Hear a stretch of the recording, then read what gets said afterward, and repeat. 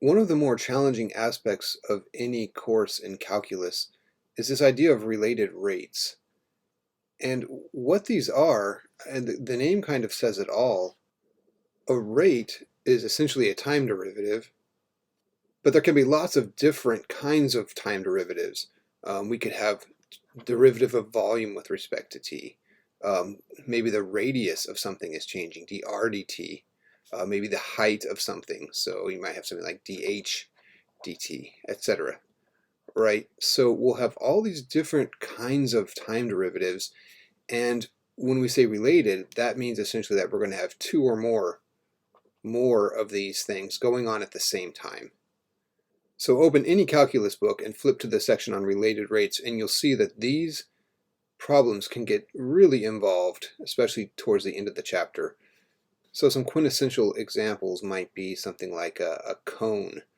Okay, so you'll have a cone, and this is just to give an overview, and it's filled with some kind of liquid, right? And it's being drained out at the bottom, right? So we'll say dv dt at a certain rate.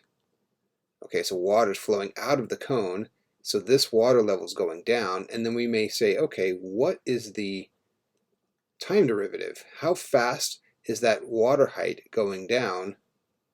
So we'll say dv dt equals 5 or something, and then say, what is the height? What is the rate of the height going down? Or you may ask, at what rate is this radius decreasing, right? So you could ask dr dt. Right, there's a bunch of different versions of this. Or maybe a rocket is being launched, right? So you have a rocket going here. I'll just draw an arrow, right? This is my rocket. There we go. And someone is on the ground observing this. So here we have our observer. Okay, so this thing is going up with some velocity, so we'll call that dh dt as the height increases. That's just a speed, and the observer is viewing it, something like this, and they're looking up and up and up as it goes up. So we could even talk about d theta dt. How fast is the angle from the ground increasing as this rocket continues to go up? There's really no limit to the number of ways that we can combine rates in these kinds of exercises, as you can see from flipping through the exercises, right? These can go on and on, but luckily there's an approach that we use that in general works for all of them. Let's bring up the general steps to solve any of these, and then we'll do a couple very down-to-earth warm-up examples just to get a taste of what these problems are like. In general, we can follow these 5 steps to at least approach these related rate problems. The first thing you want to do is read and reread the problem and gain an intuitive understanding. It's really hard to solve these if you don't know what the problem's really asking, right? So you want to read it a couple times, you want to draw a picture, so sketch a diagram if possible, and really work off your picture. I've seen people try to do this without sketching a diagram, and it's basically met with limited to no success. You always want to sketch a picture and then kind of work off your picture or diagram with these kinds of exercises. And that goes for anything really, right? If you look at a physicist working, oftentimes they'll sketch a diagram and work off that. Same thing with even mathematicians. They'll find ways to diagram things and work off the diagram rather than just off in some abstract space. It activates a different kind of mental process when you're working off a diagram instead of just being lost in a clamor of equations. Once you have your diagram, you want to identify the rates that are given and the rate that is to be determined. So I kind of treat that as given and goals. We'll talk about that more later. Step 2, the big thing you want to do is write an equation that relates all the various quantities in one equation. That's the related part, right? These are related rates. You have a bunch of stuff going on, so you relate them in a single equation. If necessary, use geometry to eliminate a variable. Once we get into these, it's almost always going to be the case that we'll need to eliminate a variable. So luckily, there's all kinds of geometric techniques we can use to simplify the number of variables we have floating around in these kinds of examples.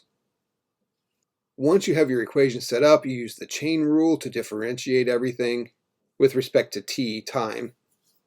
Step 4, you substitute the known values. You'll see how that works. And step 5, you check to make sure your answer is reasonable. If your car is traveling several times the speed of light, maybe something went wrong somewhere in the calculation, that kind of thing. So we'll come back to these steps. Let's start with a warm-up example. Here we have a rectangular swimming pool that is 10 feet wide by 20 feet long and a uniform depth, and that pool is being filled with water. So I'm going to sketch this before we do anything else, right? So we have a rectangular pool, get mildly rectangular here, something like this, right? And then I'm thinking it goes up like so. Here we go, there, something like that. And it has some water in it. So let's say this is the water level, kind of halfway through. And what else do we have? Well, we know it's 20 feet long, 20 feet long by 10 feet wide, 10 feet here. And we have this height of water, right? So this is our water level. So I'm going to call this distance here h. And that's the thing that's going to be changing. We also have a volume of water, so I'll just note that by kind of saying, okay, we have this volume here. Always begin by sketching the situation so we can see it visually. Let's maybe fill this in with blue so it's very clear that this part down here is the water. So water in this pool. Okay, part A. If t is elapsed time and h is the height of the water and v is the volume of the water, okay, we filled in all those. Find equations relating v to h and dv dt to dh dt. Okay, well good. Well, we're relating things. That makes sense because these are related rate problems. So let's relate some things. So how can we relate volume to height in a single equation?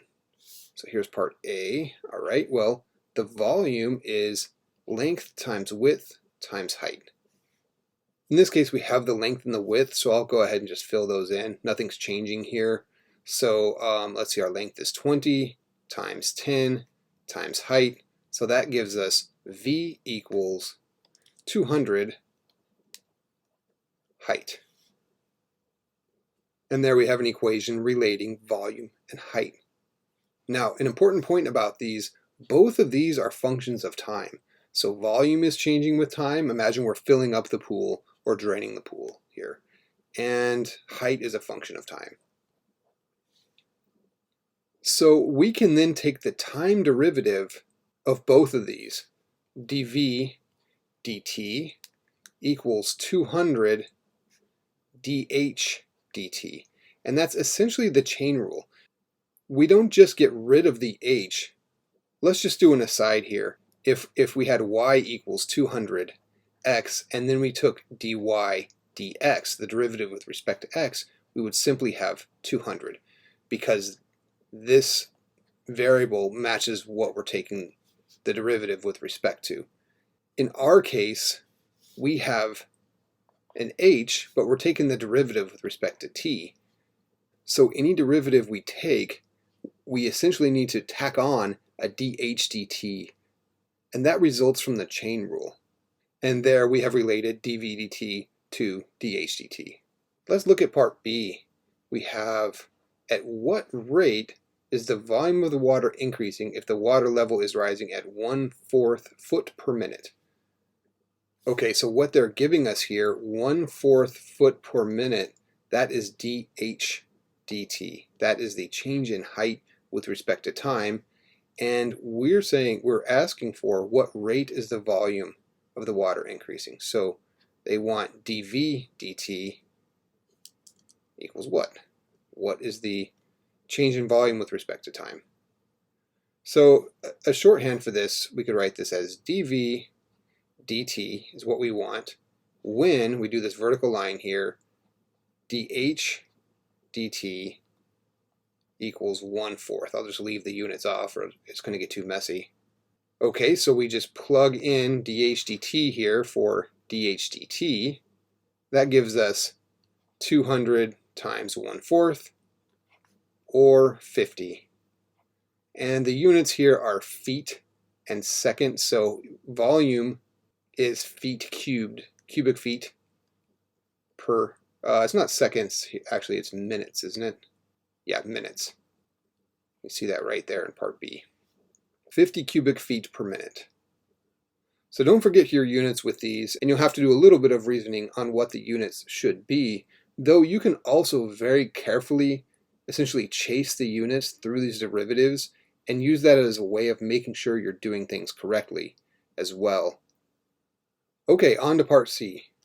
Part C asks, at what rate is the water level rising if the pool is filled at a rate of 10 cubic feet per minute?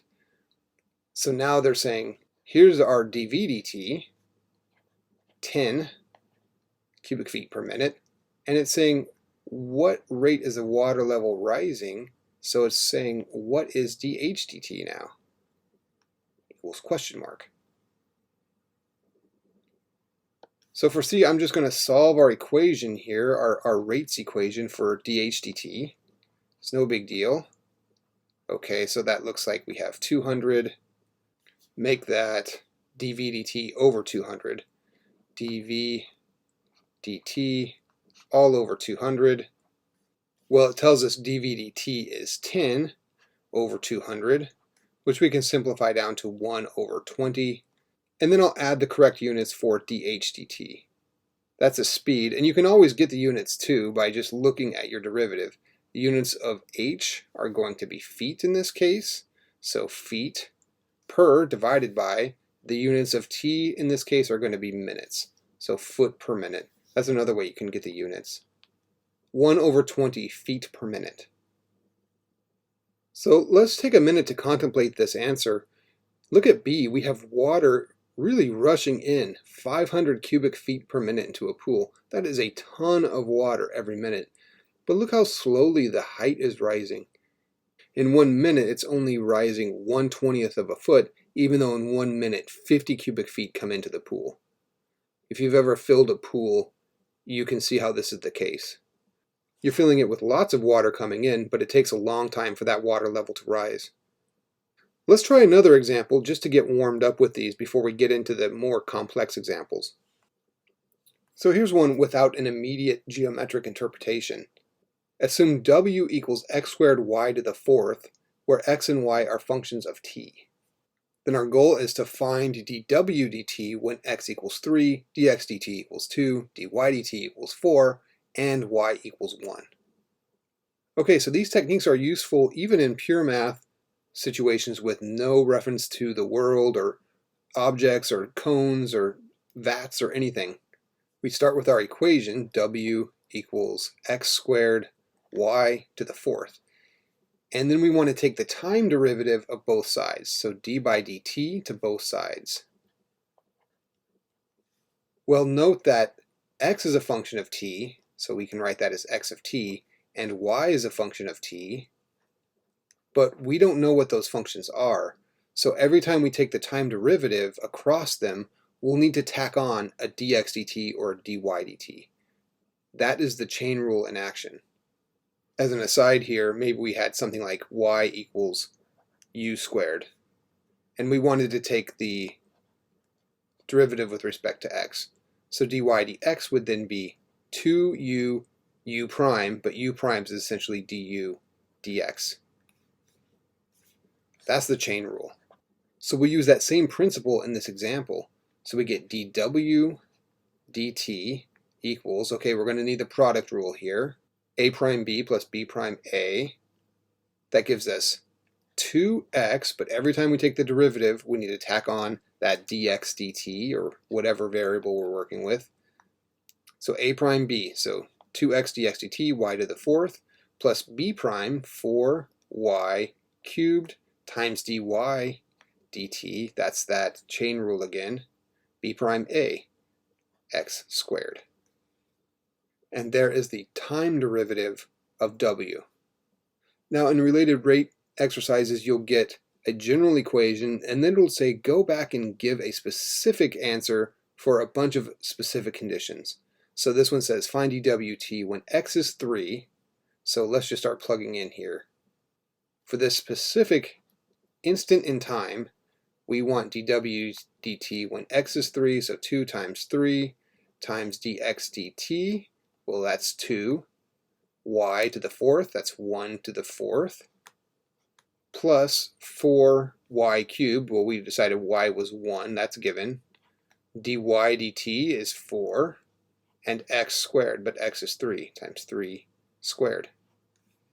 Now we have something we can compute. 2 times 3 times 2 is 12, plus, let's see, 16 times 9 is 144. So adding those up, we get 156. No units necessary on that since we were just working with pure equations. So these two examples give you a nice overview of how two or more variables can be related to each other, and then the derivative can be taken to then relate those rates, thus giving us related rates.